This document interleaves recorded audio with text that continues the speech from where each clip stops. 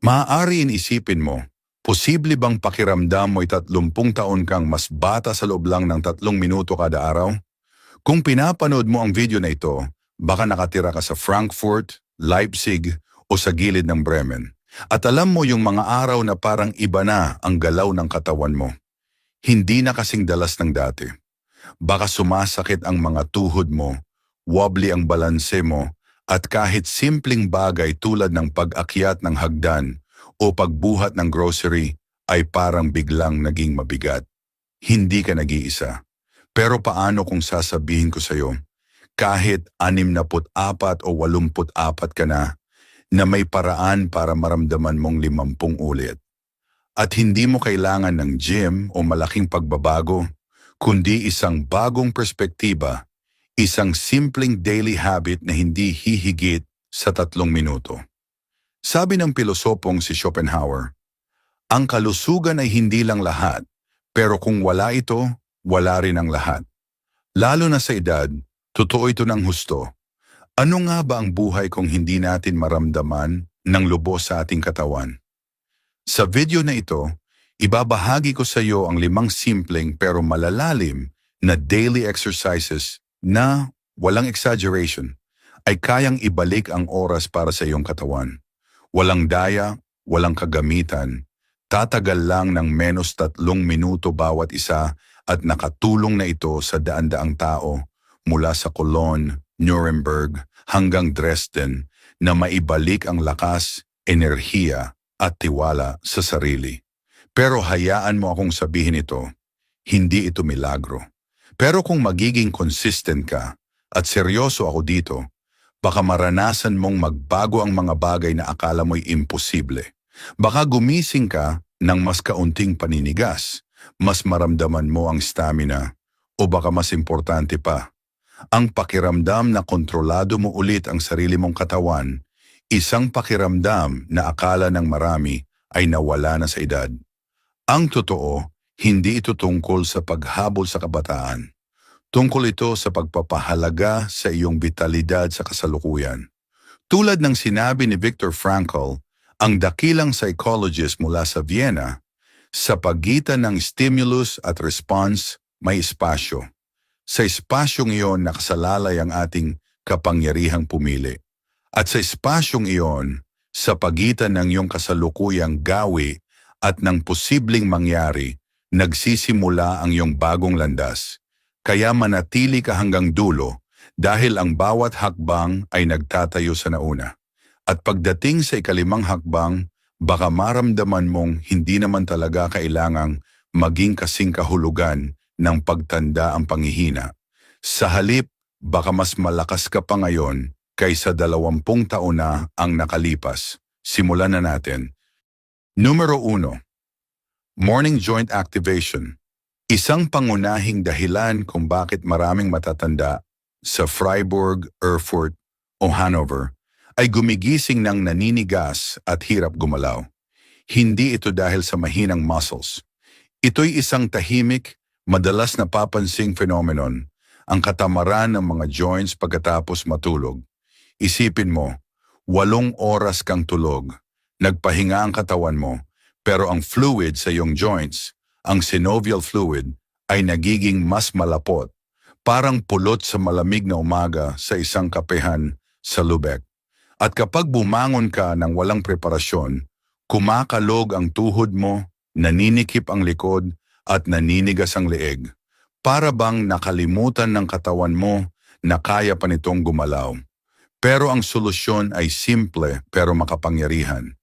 Isang maikling 3 minutong ritual para gisingin ang iyong joints, direkta sa gilid ng kama bago ka pa bumangon. Hindi mo kailangan ng yoga mat, workout clothes o kahit musika. Umupo ng diretso.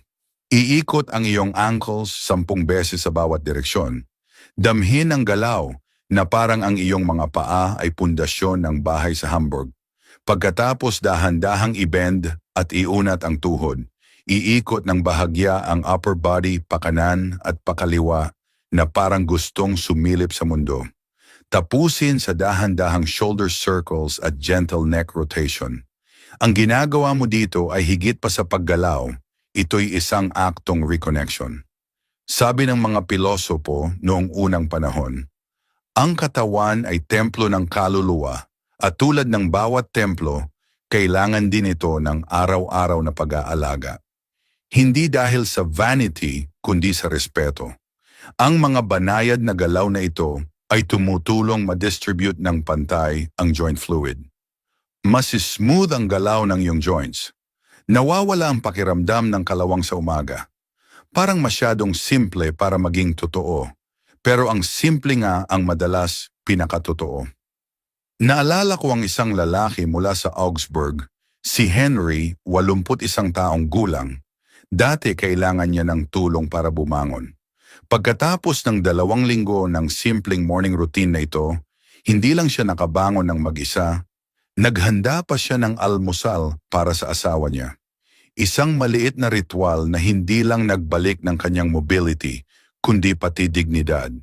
At may mas malalim pang aspeto. Ang mga galaw na ito ay nagpapadala ng signal sa utak mo. Oras na para magising. Sa psikolohiya, tinatawag itong neurophysiological switching moment.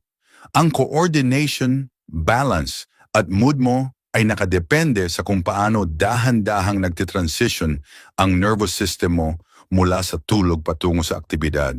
Tandaan, ang isang na-prevent na pagkahulog ay 1 taon ng independence na na-save. Kung minsan ay nilaktawan mo ang morning movement dahil sa takot na huli na o masyadong mahirap, tandaan mo ito. Ang iyong katawan ay hindi marupok na baso. Ito'y kasangkapan at ang mga kasangkapan ay hindi kinakalawang sa paggamit kundi sa pagpapabaya. Ang ilang mindful minutes sa umaga ay parang langis sa makina. Pinapanatili nitong smooth at umaandar ang motor ng iyong buhay. Numero 2. Deep breathing, the silent reset. Sa hustle ng modernong buhay, sa Dusseldorf, Magdeburg o sa maliit na apartment sa Passau, madalas nating nakakalimutan ang pinakasimpleng galaw, ang paghinga. Marami ang nag-iisip na ang enerhiya ay nanggagaling lang sa pagkain o sa maayos na tulog. Pero ang totoo, nagsisimula ang vitality sa isang bagay na ginagawa natin ng ilang beses kada minuto nang hindi pinapansin, ang paghinga. Ang paraan ng paghinga mo sa unang minuto pagkatapos gumising ay nagdedetermina kung paano magiging araw mo. Ang mababaw, mabilis na paghinga ay nagpapadala ng signal sa katawan mo. May danger, stress, alert, kahit na nakaupo ka lang sa sofa sa Würzburg at umiinom ng kape. Pero ang katawan mo ay hindi nagre-react sa logic, kundi sa mga signals. Sabi ng psychologist at breathing therapist na si Dr. Ruth Schneider mula sa Munich, ang paghinga ay tulay sa pagitan ng katawan at kaluluwa.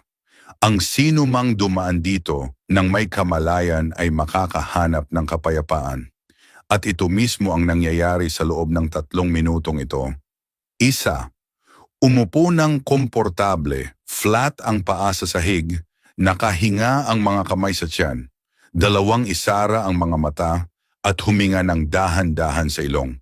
Damhin kung paano umangat ang tiyan mo. 3. Huminga ng mas dahan-dahan sa bibig na parang gustong patayin ang ningas ng kandila, pero hindi lubusan. 3. Ulitin ang rhythm na ito sa loob ng 3 minuto. Ang nangyayari dito ay higit pa sa relaxation. Ina-activate mo ng conscious ang parasympathetic nervous system, ang bahagi ng katawan mo na responsable sa safety, regeneration, at inner peace. Sa modernong neuropsychology, tinatawag itong vagal tone, isang sukatan ng iyong kakayahang tumugon sa stress nang hindi nawawala sa sarili. Naalala ko si Linda mula sa Kiel, 77 taong gulang. Araw-araw gigising siya na parang mabilis ang tibok ng puso. Walang makitang problema ang mga doktor, pero ramdam niyang parang nagmamadali ang puso niya bago pa man niya mabasa ang dyaryo. Ang kailangan niya ay hindi gamot, kundi presence. Pagkatapos ng 2 linggo ng 3 minuto na breathing exercise na ito, sabi niya sa akin, Parang nakita ko ulit ang aking inner conductor. Sa halip na habulin ng araw, sinimulan niyang i-shape ang araw. At dito nakasalalay ang kapangyarihan, hindi sa pilit o control, kundi sa mindful na pagpapakawala. Bawat exhale ay parang maliit na pagpapaalam sa kaba, expectations o pagod. Dito nabubuo ang espasyo sa pagitan ng stimulus at response, tulad ng sinabi ni Viktor Frankl. At sa espasyong iyon nakasalalay ang kalayaan. Ang daily mini-practice na ito ay nagbabago ng higit pa sa iniisip mo. Hindi agad, hindi sa unang o ikalawang araw, pero sa pang-apat. Nagiging mas malambot ang umaga mo. Hindi na sprint, kundi rhythm. At sa rhythm na iyon, nakasalalay ang iyong bagong lakas. Kung ramdam mong overwhelmed o napupwersa ka sa umaga, bigyan mo ang sarili mo ng 3 minutong katahimikan. Hindi mo kailangan ng mantras, musika o teknik, ang hininga mo lang. Tulad ng sinabi ng pilosopong si Epictetus, hindi ang mga bagay ang nagpapabalisa sa atin, kundi ang ating pananaw tungkol sa mga ito. At ang iyong paghinga ang tutulong sa iyo na baguhin ang pananaw na iyon. Numero 3, leg activation routine. The foundation of your freedom. May halos mahiwagang patula sa kung paano nagsisimula ang araw, hindi sa ulo, kundi sa mga paa. Sa Welmer, minsan ay sinabi sa akin ng isang matandang lalaki, ang araw ay hindi nagsisimula sa mga iniisip, kundi sa unang hakbang. At ang unang hakbang na iyon, sa maliit na bahay sa Schwerin o sa lumang apartment sa Stuttgart, ay madalas nagdedetermina kung gaano kakalaya. Karamihan sa mga tao ay diretso sa araw pagkatapos bumangon, walang pahinga, walang pag-check kung paano nararamdaman ang katawan. Pero ang iyong mga paa ay higit pa sa transportation. Sila ang iyong pundasyon. Tulad ng puno na kailangang malalim ang ugat para makaharap sa hangin, kailangan din natin ng grounded, malakas na mga paa, lalo na sa edad. Marami akong nakita na nahihirapan sa balance, posture o matinding pagod. At madalas hindi ito nagsisimula sa ulo o puso, kundi sa paraan ng pagpapabaya nila sa kanilang mga paa sa umaga. Isang 64 na taong gulang na lalaki mula sa Mainz, tawagin natin siyang Walter, ang nagsabi sa akin na parang sandbags ang pakiramdam ng kanyang mga binti pagbangon. Iniisip niyang dahil ito sa edad, arthritis o sapatos. Pero nang simulan niya, skeptical man sa simula, ang simpleng 3 minutong routine, walang equipment, musika o salamin, nagbago ang lahat. Una, nagsimula siya sa pag-upo, nagmamarch ng dahan-dahan, 2. Pagkatapos, toe raises para magising ang foot muscles, 3. Tapos tumayo siya at gumawa ng slow calf raises, hawak ang upuan para sa support. 2 linggo pagkatapos, sabi niya sa akin, parang curious na ulit ang pakiramdam ng mga paa ko. Hindi milagro, kundi ugali. At ang ganitong uri ng ugali ay may malalim na koneksyon sa katawan at kamalayan. Sa modernong body psychotherapy, tinatawag itong somatic self, ang parte ng ating identity na hindi nag-iisip, kundi nararamdaman, nagdadala at nagbabalance. Kapag ginagawa mo ito, damhin mo ang contact ng iyong mga paa sa sahig. Pansinin ang pag-engage ng calf muscles mo. At kung ang iyong thighs ay bahagyang sumasabay, ipaalala mo sa kanila, kailangan ko kayo ngayon. Ang komunikasyon sa pagitan ng utak at katawan ay parang pagpindot ng ilaw sa isang tahimik na silid. Nagsasabi ito, narito ako, gising na, konektado. Bakit epektibo ito? Dahil ang activation ay katumbas ng blood flow at ang blood flow ay buhay. Kapag gumagalaw ang leg muscles mo sa umaga, pinapataas nito ang daloy ng dugo sa lower body. Hindi lang muscles ang nakikinabang, pati joints, nerves at kahit ang soles ng paa mo na madalas nagsisend ng silent signals kapag napabayaan. Lalo na sa mga lungsod tulad ng Ulm, Trier o Halle, kung saan ang cobblestones o matatarik na kalye ay challenge para sa matatanda. Nagkakaroon ng pagkakaiba ang morning routine na ito. Ito ay imbitasyon sa iyong katawan, hindi lang para mabuhay sa araw, kundi para buuin ito. Madalas akong tinatanong, ano ang pinakamagandang exercise para sa tumatandang mga binti? Ang sagot ko palagi, ang exercise na talagang ginagawa mo, hindi yung perfect o spectacular, kundi yung consistent. Dahil ang malakas na mga binti ay hindi lang tanda ng vitality, ito'y independence. Ang kalayaang sumakay sa bus ng walang tulong, ang dignidad na umakyat ng hagdan ng walang pag-aalinlangan, ang abilidad na tumayo sa park at maramdaman ang hangin sa halip na manatili sa upuan. Kung hindi mo gaanong nararamdaman ang iyong mga binti lately, bigyan mo sila ng 3 minuto bukas. Walang expectations, walang pressure, presence lang, at obserbahan mo ang pagbabago. Hindi lahat, pero marami. Numero 4, anti-inflammatory breakfast, food as medicine. Sa isang maliit na kusina sa Regensburg, may nagsabi sa akin, akala ko dati, ang almusal ay para lang mapuno ang tiyan. Ngayon, alam kong pinapakain ko ang buhay ko.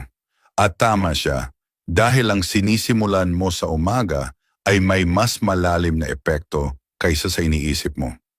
Isa sa mga pinakamalaking kalaban ng healthy joints ay ang silent inflammation. Hindi ito maingay, nagsisimula ito ng tahimik. At habang iniisip mo na ang pananakit ng tuhod mo ay dahil lang sa edad, may nag-aalab na inflamasyon sa loob ng katawan mo.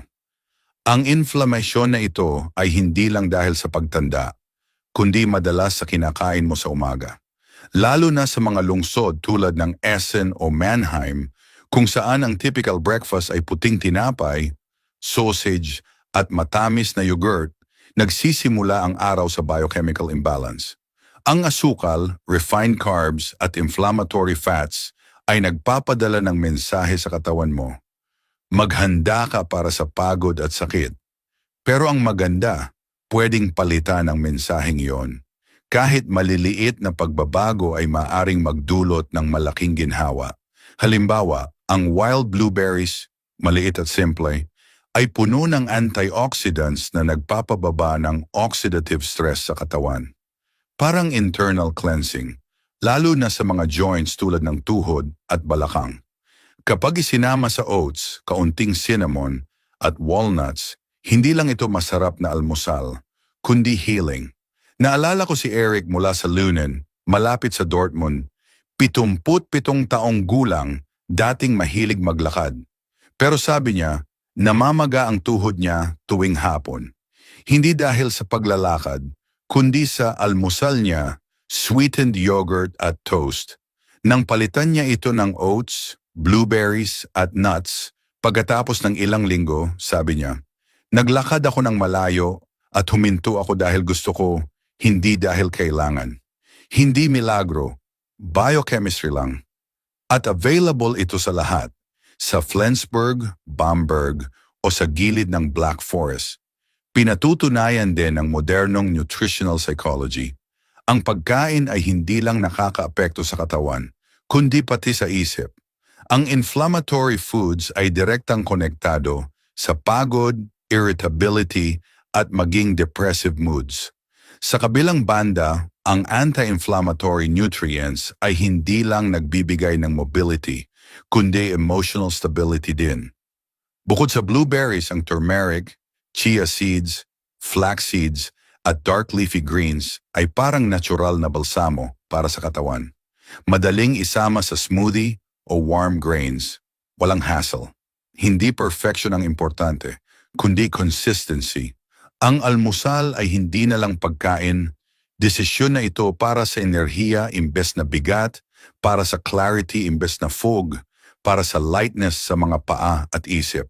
Sabi ng Roman philosopher Seneca, hindi dahil mahirap kaya hindi natin ginagawa, kundi dahil hindi natin ginagawa kaya mahirap. Siguro totoo rin ito sa almusal. Subukan mo kahit isang kutsara lang ang simula. Numero 5, Omega-3 and the Power of Cold Water Fish. Minsan ang solusyon sa ating pinakamalalaking hamon ay hindi nasa hinaharap, kundi nasa kalaliman. Sa kalaliman ng dagat na nagbibigay buhay sa atin sa libu-libong taon. Sa isang maliit na apartment sa Bremerhaven, malapit sa Pantalan, may matandang lalaki na nagsabi sa akin, mas nakatulong sa akin ang karagatan kaysa sa kahit anong doktor at hindi siya nagsasalita ng patalinghaga dahil sa mundo ng cold water fish may nakatagong kapangyarihan, ang lihim ng omega-3 fatty acids.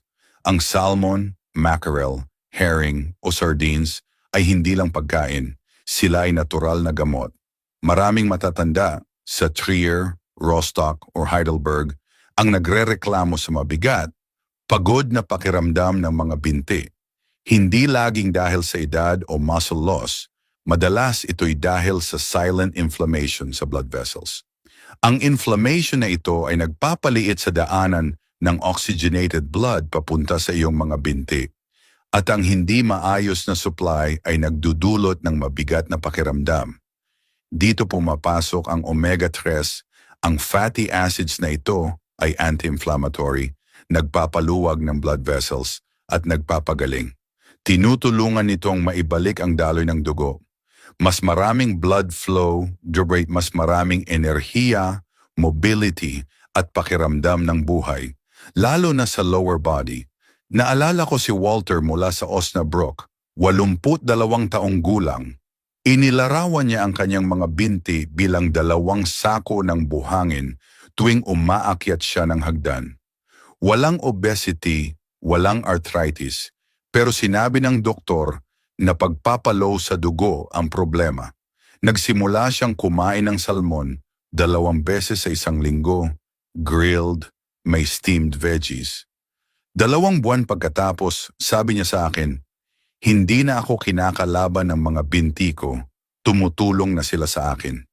At tumatak sa akin ang linyang iyon, hindi dahil sa milagro, kundi sa unti-unting kapangyarihan ng isang magandang desisyon. Ang omega-3 ay nagpatatag sa kanyang blood vessels, nagpalakas ng muscles. At para sa mga ayaw o hindi pwede sa fish, may high-quality alternatives. Algae oil na may EPA at DHA, plant-based, gentle at effective. Hindi produkto ang importante, kundi consistency. Kahit sardines na madalas underestimated, ay pwedeng maging malaking tulong kung regular na parte ng diet mo. At tandaan, hindi lang tungkol sa pagdagdag ng maganda, kundi sa pagbawas ng masama. Halimbawa, si Walter, sinadya niyang iwasan ng processed meats, sausages, at fatty dishes. Hindi dahil sa pagpapakasakit, kundi sa pagiging mindful. Dahil ang ating pagbabawas ay kasing halaga ng ating pagdaragdag. Sabi ni Hippocrates, ang iyong pagkain ay dapat maging gamot mo at ang iyong gamot ay dapat maging pagkain mo. At ang linyang ito, mahigit 2,000 taon na ang tanda, ay mas relevant ngayon kaysa kailanman. Kaya tanungin mo ang sarili mo, ano ang pwedeng baguhin ngayon? Ano ang unang hakbang mo? Baka isang kutsarang chia seeds, isang pirasong mackerel o kaunting turmeric, hindi bilang obligasyon, kundi bilang imbitasyon sa iyong katawan. Naririnig kita, sinusuportahan kita.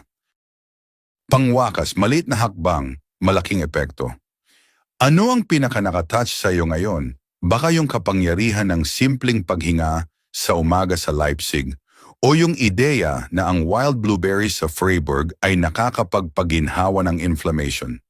O baka yung imahinasyon na ang 3 minutong movement sa Bonn ay kayang baguhin ang buong araw mo. O baka mas malalim pa, ang pagkaunawa na ang pagtanda ay hindi automatic na pagkawala. Na hindi ang katawan ang sumusuko, kundi ang ating paniniwala kung ano ang posible. Ano man yon, panatilihin mo, damhin mo. At tandaan ang sinabi ng German psychotherapist na si Fritz Perls, ang awareness mismo ay nakakapagpagaling. Ang pagiging present sa nangyayari sa iyong katawan ay unang hakbang na ng pagbabago. Ang maliliit, consistent na impulses ay kayang magdulot ng malalaking pagbabago sa paglipas ng panahon. Hindi mo kailangang baguhin ang buong buhay mo, hindi sa 70, hindi sa 80. Sapat na ang isang desisyon ngayon. 3 minutong movement, isang mindful na almusal, isang paghingang may presence. Dahil hindi ito tungkol sa pagbalik sa kabataan, kundi sa pagpapahalaga sa iyong dignidad, sa pagrespeto sa iyong katawan, sa pagbibigay ng kailangan nito. Hindi maingay, hindi dramatic, kundi tahimik, consistent, at puno ng pagmamahal. Isipin mo, mas stable ka sa iyong mga paa. Mas confident kang lumabas. Hindi mo na kailangan ng tulong sa hagdan. Hindi ka na natatakot sa susunod na galaw, kundi natural lang ito sa iyo. Hindi pantasya ito, posible ito.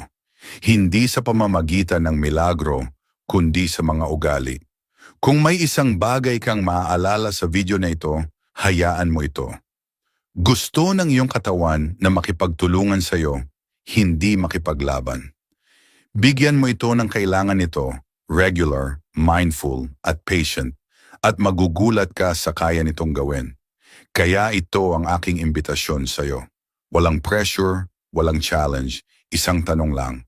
Anong pagkain, exercise, o ideya mula sa video na ito ang gusto mong subukan ngayon? Pumili ng isa, gawin mo, at obserbahan mo, hindi sa takot, kundi sa curiosity. Bumalik ka at ikwento mo sa amin. Isulat mo sa comments kung ano ang nag-inspire sa iyo. Baka isang alaala, bagong ideya, o konkretong plano. Mahalaga ang kwento mo. Hindi lang ito nakaka-inspire sa amin, kundi sa iba pang nagsisimula pa lang.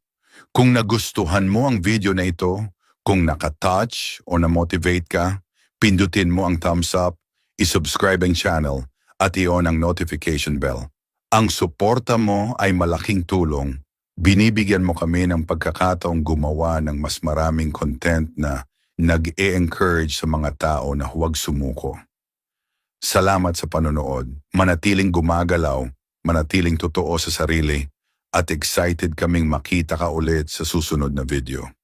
Sa pagitan ng paghinga, nutrisyon, at ang sining ng pagkilala sa sarili.